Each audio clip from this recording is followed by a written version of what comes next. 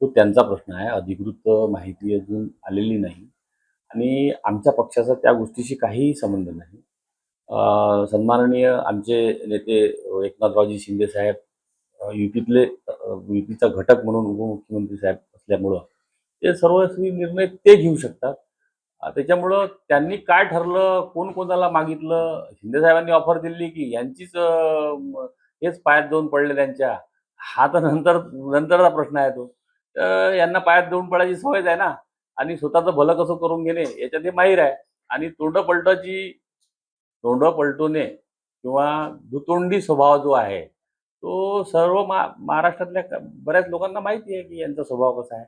आणि आत्तापर्यंत जिवंत राहण्यासाठी हे आंदोलन करणे, आमदारकी मिळवण्यासाठी, स्वतःला सिद्ध करण्यासाठी किंवा स्वतःचं अस्तित्व टिकून ठेवण्यासाठीचा प्रकार धडपड हे आतापर्यंत सुरू होती. जशी एखादी मासोळी बिना पाण्याशिवाय जशी तडफडते, तशा प्रकारचा धडपडाट हा या 1.5 वर्षात आपल्याला पाहायला मिळाला.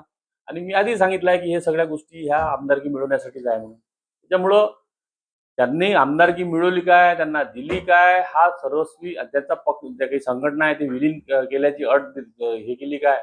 तर शिंदे साहेब जर आमदारकी देत आहेत त्यांना, तर निश्चितच तेवढी एक अट ठेवली तर काही मोठी गोष्ट नाही आहे. विस्तार झाल्यानंतर लगेच त्यांना मंत्रीपद देणार म्हणजे तो नंतरचा विषय आहे.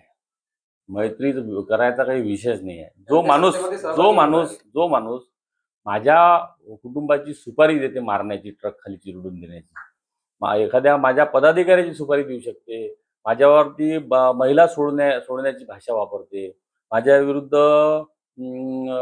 ॲट्रॉसिटी ॲक्ट मध्ये अंतर्गत मला फसवण्याची भाषा वापरते, सगळं क्लिपमध्ये आहे ना. त्याच्याशी मी मैत्री कशी काय करू शकतो? वरिष्ठ नेते मध्यस्थी करू शकतात? नाही, अजिबात नाही. वरिष्ठ लोकांना माहिती आहे की हा कोण्या धर्तीचा व्यक्ती आहे.